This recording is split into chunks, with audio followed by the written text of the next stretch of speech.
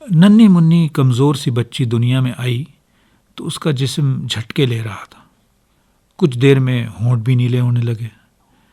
Doctor نے مرض کی تشخیص کی کوشش کی اور اس خیال کا اظہار کیا کہ بچی کے دل میں سوراخ ہے۔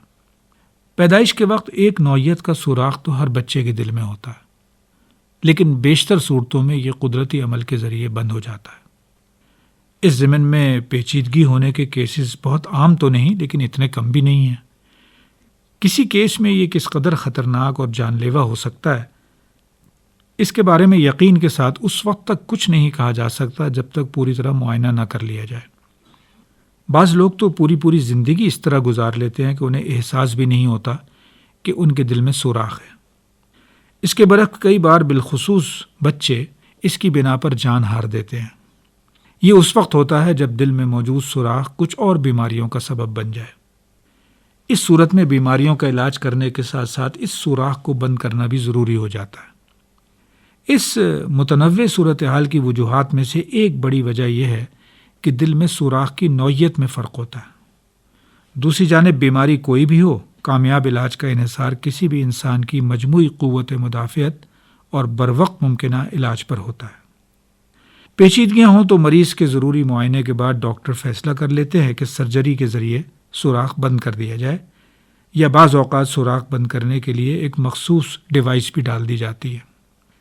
اس مجموعی تناظر میں اس بچی کے دل میں سوراخ بھی معمول کا ایک کیس ہی ہونا چاہیے تھا، لیکن ڈاکٹر کا خیال تھا کہ اس سوراخ کی بنا پر بچی کے جسم میں گندا خون اور صاف خون آپس میں مل رہے ہیں، اس لیے وقتی طور پر خون کی صفائی کے ساتھ ساتھ سرجری کے ذریعے سوراخ کو بند کرنا بھی ضروری ہے۔ کسی بڑے شہر میں اور کسی صاحب حیثیت آدمی کی بچی کا مسئلہ ہوتا تو آج کے دور میں یہ کوئی بڑا کام نہ تھا، لیکن یہاں مسئلہ یہ تھا کہ بچی کا باپ ایک دہاڑی دار مزدور تھا۔ اس کے لیے تو باقاعدگی سے روز کے کھانے کا انتظام بھی آسان نہ تھا۔ سرجری کے اخراجات کا بندوبست وہ کیسے کرے؟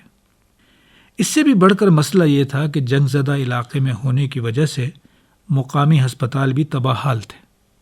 آپریشن کی بنیادی ضروریات بھی میسر نہ تھیں۔ اس کے باوجود وہ بچی کو لے کر کسی نہ کسی طرح پھر دارالحکومت پہنچا۔ یہاں ہسپتال تو کھلے تھے، لیکن مسلسل کئی سالوں سے جاری بدامنی کی بنا پر آپریشن کے لیے ضروری سہولتوں کا فقدان یہاں بھی تھا، اس لیے سرجری یہاں بھی ممکن نہ تھی۔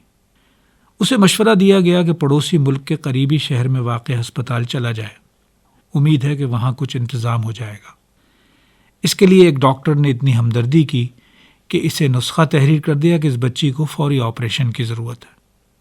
غریب اور ان پڑھ باپ، مالی طور پر تنگ دست، ضروری قانونی کاغذات کے بغیر بچی اور اس نسخے کو لے کر کس طرح پڑوسی ملک کے ہسپتال پہنچا، یہ اپنی جگہ ایک طویل داستان ہے۔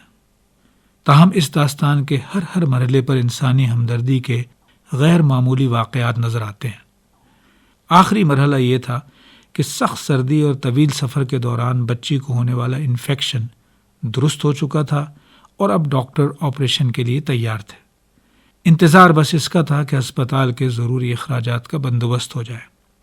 کسی ڈاکٹر نے اس کے لیے سوشل میڈیا پر اپیل کر دی تو یہاں بھی انسانی ہمدردی کی بنیاد پر دیکھتے ہی دیکھتے اس سے کہیں زیادہ رقم کا انتظام ہو گیا جس کی ضرورت تھی۔ سوشل میڈیا کی پہنچ تو بہت زیادہ ہے، اس لیے رقم بھیجنے والوں میں دور دراز اور بیرون ملک سے لوگ بھی شامل تھے۔